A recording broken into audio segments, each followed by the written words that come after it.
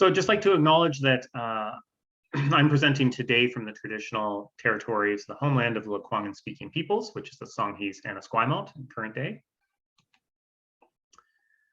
I'm primarily going to be presenting, but Adi is also going to join in and do a little bit of presenting as well. So we've been hosting the mentorship program, as those of you who have been following along know. A little bit about Farm to School BC, we're a program that brings healthy local food into schools. These are our kind of main three pillars here that we've strived towards achieving, this connectedness between community, hands-on learning, food literacy, healthy local food. These are our focus areas. We are a program of the Public Health Association of BC, and we're supported by the province of British Columbia and the Provincial Health Services Authority. As we are a provincial organization, we have regional hubs that are scattered throughout the province. If you're living in any of these hubs you see in the top right there, that are identified in the left side column there with the school districts, then you actually have an animator who will be supporting you and that you can reach out to. So if this is the first time you've ever heard of this and you do fall into one of these regions, please go to our website under our team. You can see the different animators within your region and you'll have the contact information there. I'll also show the slide again at the end. So Addie has joined us because, as I mentioned, I wasn't there at the last workshop. So she just is going to do a very quick overview of the last workshop and how it applies to this one today. So I will pass it over to Addie. Thanks, Marcus. Hi, everyone. It's so nice to see you all. So at the last workshop, we were talking a lot about crop planning, and we released our some crop planning tools for 3 regions in the province. So we have for the interior, for northern, and for coastal climates. So if you didn't get a chance to see those yet, head to our website. You can see the link in the top right there, Farm to School BC. We can put it in the chat as well, crop planning. And we also have 5 crops that work really well for direct sowing outside for the springtime across the province. So again, check your frost-free date for where you are in the province and what your weather is like outside. But yeah, head to our website. We have some really cool activities and they're for your classroom. So you can print them off, use them with your students, do a little bit of a research thing, use them as information for how to then take those seeds and not dump them in a big pile in your garden, but actually you have to space out the lettuce seeds. Otherwise you'll just end up with this big pile of lettuce growing. So yeah, they're awesome. Head to our website and you can download them there. Thanks, Addie. So that last workshop was really important, how it ties into the one we're going to have today, because it does help you to identify, what seedlings do I need to start? What seeds do I need to start indoors versus outdoors? And does it matter? So we will go over some of those details.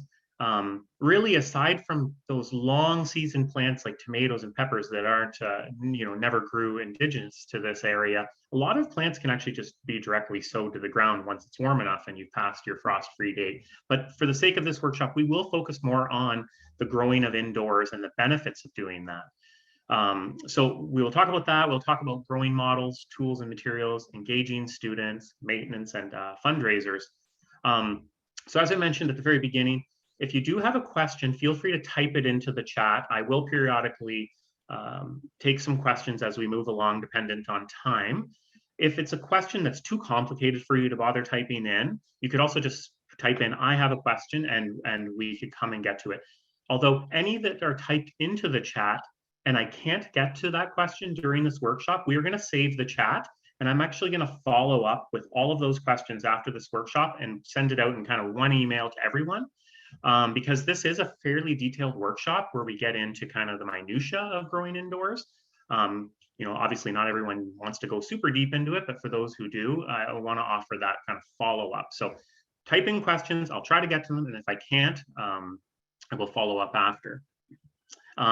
So before we get going, one question that we really want to know is from those who are on this call who have had experience growing in classrooms. We just want you to type in your name, or you don't even have to, you just have to, because your name will automatically pop up in the chat, and say, I've had experience, or I've had experience growing in classrooms.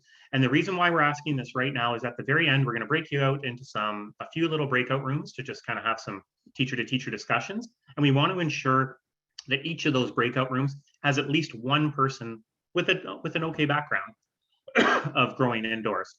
So please just type that in at this point.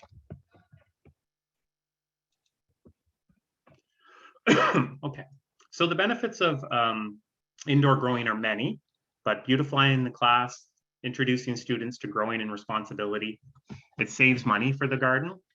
You can grow unique varieties that are not common in most nurseries. So obviously the access to seeds is through many, like you can choose all these different varieties that you won't get to pick up at most places. So that's one of the great benefits of it. You can also ensure that your plants are organic because you can grow them in the soil that you would like. And growing indoors can also be really great as a fundraiser. So there are many different models that you can grow in, and there's no right way to do it. But we're going to show a few different kinds. So on the left here, you just got something very simple that somebody did at home using PVC pipes. They used some chains, they hung the lights, they plugged it into the wall, they got their trays. That's it. Probably cost next to nothing to build that. On the right is a product, a store-bought one here. It does pretty much the same trick, and it requires all of the same principles. So it doesn't really matter which way you go, and it's really dependent on budget and time or expertise. Grow towers are something that have really risen in popularity over the past few years. They're kind of unique. They are somewhat expensive, but they're unique because they're growing hydroponic. So there's nutrients in the water. When you usually buy these setups, they come kind of with everything, and you're basically growing these plugs and planting them in. And so the one on the left there is a common one you'll see in schools. So that's an option that people have done. Usually you're growing that more as a food source rather than growing seedlings per se. And lettuce is kind of common there. So there's a bunch of different ones out there that are on the market, but they're an option. Or you can get kind of a larger seedling setup that you see here. This is kind of a double tiered setup going on. But whatever the model is that you're choosing to grow, you're essentially always just going to need the same setup: a space to grow it, the tools to maintain it, a light source, etc., and then obviously watering and whatnot. Metal racks are also a really great option. The next slide I'll show Addie's, but is that you can also just do something like this. You can buy something at the store, and it's very simple. You just hang the lights from it. They can be heavy to move around, but if you get them on wheels, they can move from room to room. One thing just to consider that with the lights is that, pardon me, the rack system is if you have something that is there on the right, it can be difficult for the students to actually water. So unless you're bringing the trays off of the rack down to the ground level, that can be a bit of a challenge for younger kids. So it's just something to keep in mind when thinking about having a setup where you're going to be growing plants, microgreens, whatever it is you're growing, is what's the access for the students. So Addie just shared her picture because it's a little different. I'm going to show the kind of models that I've grown, built and grown under for a number of years. But Addie essentially used this same system that you saw for on the other side there. She's got the lights hanging right above the seedlings. She's able to get 4 trays across, which really is this sort of 4 trays across idea is based on the length of most lights. So a lot of these light ballasts that you're growing off of, which are just basic fluorescent lights, really, it doesn't need to have anything overly special. You can get full spectrum. And there's newer and newer LEDs that are coming out of there. But most seedlings, they really don't require any sort of special light. If they were to grow in there long term, like a house plant, yes, they would. But since they're only under the light for a short amount of time, you don't really need special bulbs of any sort. So that's just an example of a quick way where you could set it up. I believe she bought this at Costco, but I know you can get these in different kind of stores all over. All right, just to go back to that, Marcus. So yeah. the rack was from Costco, and then the lights I just got on Amazon. They have really good prices. The important thing was to match the size of your shelf with the lights. So I got 4-foot lights, and then you can just zap strap the things to the metal chain, and then change the heights as you adjust it, or have chains or something that you could reuse. So the zap straps, obviously, you just kind of make them higher and higher. But it's nice to have that flexibility above the space of your trays to the light. So you can see I have them really low right now, but I'll raise the lights up as the plants get higher. Thanks, Addie. So I just wanted to show my model, and just to let you know that we have a bunch of resources that we had already created that we're going to put up on the portal, which includes a video of how to build this. And we have a PDF document of exactly the dimensions of cutting the wood, etc. But this is a really simple system that you can build. Again, it's these 4-foot ballasts of these lights, a couple hanging off of a couple overhead beams. Really it's just 2x4s around the sides, and then some cross beams at the bottom there, which I actually put the racks on, the trays on top of, as you see here. And that just gets it up off the ground, so there's airflow underneath. When I've done this in classrooms, I actually will put like a bit of a tarp or a garbage bag that's actually underneath all of this, so there's no water pooling directly on the table. So it's just something to keep in mind. But this system's really simple to build like this. It's under $200 to build something like this. It needs very basic tools, a drill, a hand saw, some sort of ruler to mark it. And the materials are simple, as you've already seen: screws, a hook with a chain, and that's because the lights will be going up and down. You'll need a timer on your lights because there's a good amount of time that it needs, and you don't want to go over that. You might need an extension cord if you're not close to an outlet. But essentially, what we've just shown you is any sort of model that's in there is good to grow. We kind of focused on this idea of the 4 trays because that sort of segues into talking about the fundraiser at the end. But again, if anyone's interested in actually building their own, which is quite an affordable but does require a bit of skill, we will be uploading those resources to the portal. But again, you can just go simple and buy some sort of racking kind of system directly from a store, attach the lights, and you're good to go. So for the actual materials, maybe I'll just pause really quickly before moving into this portion. Was there any questions in the chat box?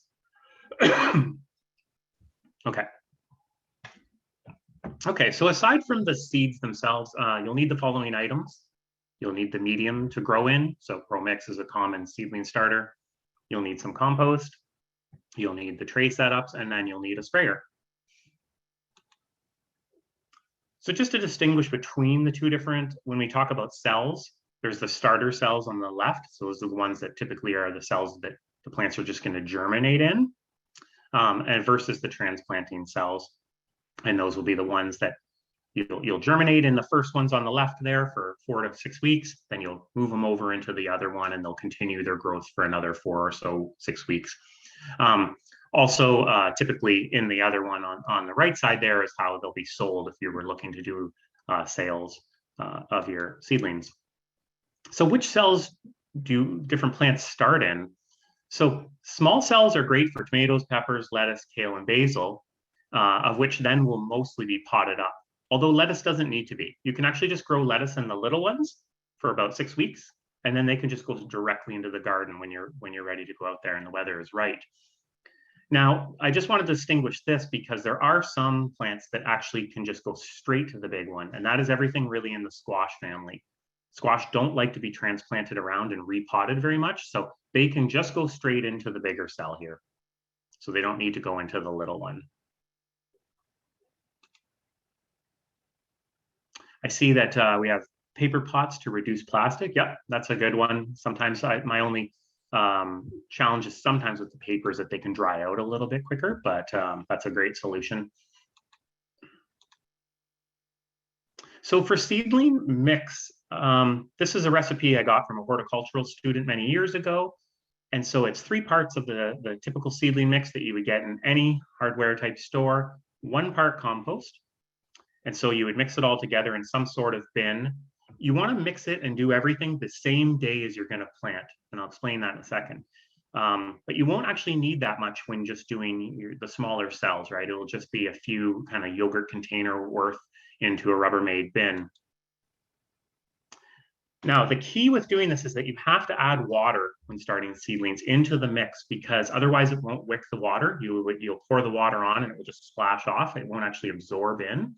So once you get that 3 parts seedling mix and 1 part compost into a bin, you'll add the water in, you'll mix it together, and you'll be looking for this texture kind of that you see there. You want to be able to grab a handful of it and that it will hold its shape, but won't be pouring water down. So you might have to just kind of keep adding a little bit here at a time into your bin until you can get it to clump and hold.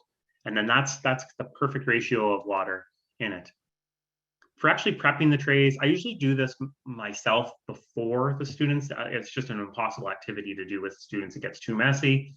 So I'll actually fill the trays here first. So I'll just essentially pick up the soil, dump it directly on, shake it around in the tray, like push down with my hands on it, and do a kind of a dropping technique. Like I'll actually drop about 4 inches above the table, and the gravity will kind of pull down the soil so that you can get it to be really flush with the top. You don't need to be sticking your fingers in and really pushing it down to make it packed in. It's nice to actually have a little bit of a lighter substrate for the seeds to grow in.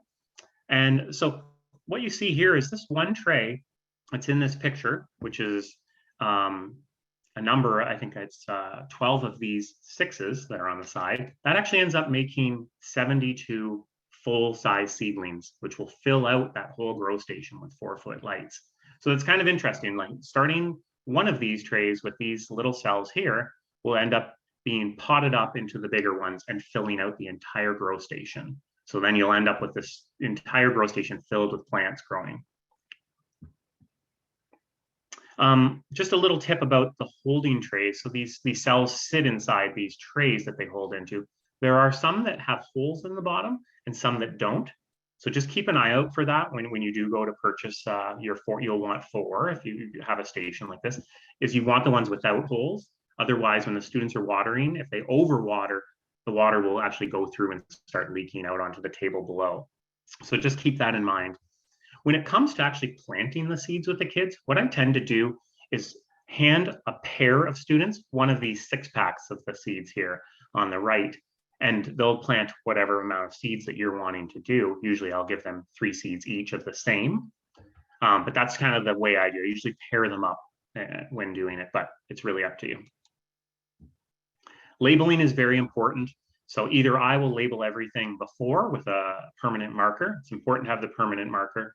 Otherwise it will wear off. But if you want the students to do it, popsicle sticks with pencil works as well, because the pencil does not wear off, right? So you'll want them to label everything. I usually get them to put them into the cells first, plug it right in there first, and then put the seed that is according to the label after. And it just helps keep them a little bit focused when doing that. So I also ask them to write their name on the backside of the popsicle stick so that they can know which is theirs, and that they can track their plants and do whatever sort of activities that you might want to do while the plants are growing. And there's a lot of really fun ones, journaling with the plants growing, getting them to measure with rulers to determine which weeks did it grow fastest, which plants came up first, which plants had the first leaves. There's an endless amount of resources about growing plants that you can easily find online. But it's fun to start getting them thinking about that right off the bat, and getting them to have a little bit of a journal or a tracking chart where they're mentioning which plants went the fastest and different things like that.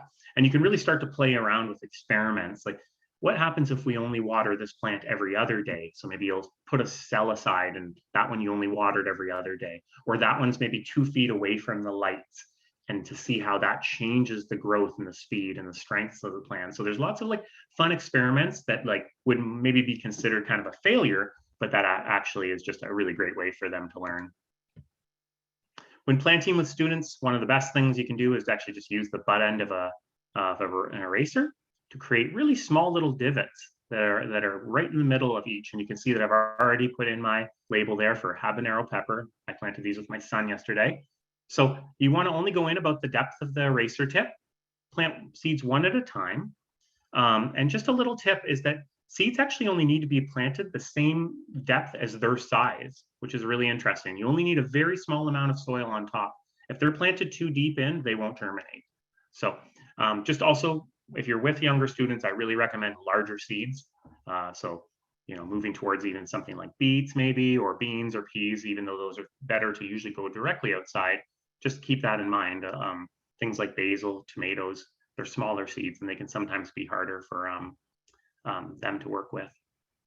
Another tip about planting with students is to avoid too many different varieties of the same plant species, because things can get confusing, especially if labels get moved around. So if you're trying to grow 3 or 4 different kinds of varieties of tomato, for example, it can get really confusing, especially as it relates to if you ever want to do a fundraiser with this, like to actually grow a lot of seedlings. So just keep that in mind in the beginning. I sometimes am really specific. We're going to grow one kind of kale, one kind of pepper, one kind of tomato. So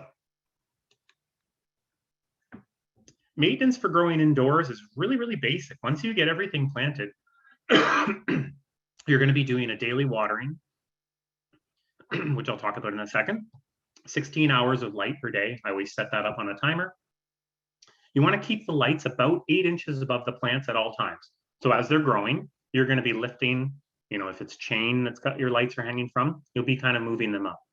You won't actually be moving them up that often, maybe every couple of weeks or something. And after about 6 weeks, your little germinated seedlings, which will be maybe about this big, will now have the opportunity to be potted up into the bigger pots, which is really easy. You just shake it, pull it, move it over, and plant them in there. And it's kind of the same principle once you move into that stage. So at first, you would want to water heavily. You want to water daily after that. Mark the sprayer for students. I'll show this in a minute.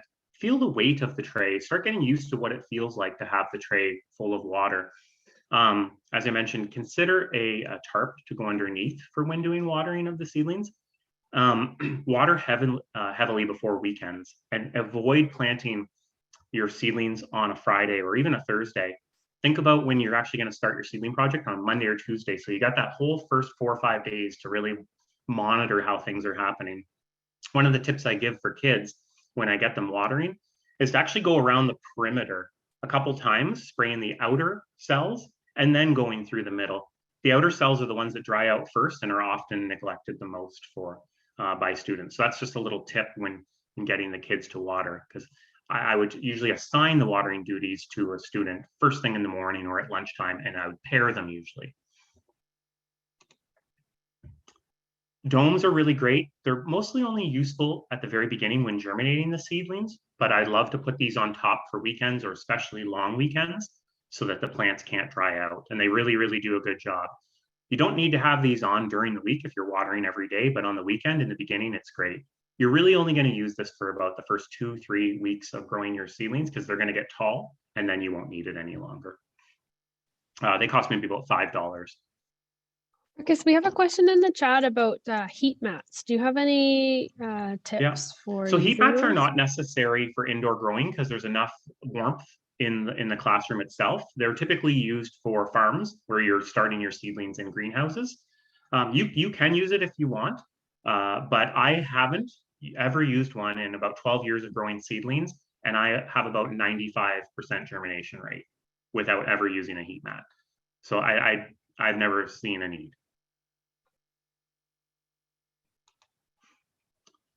This is just a little tip that I have seen with watering. So these little pump action waterers are great. A lot of times you'll have more of like a squeezer spritzer bottle, but it can take quite a long time to do that.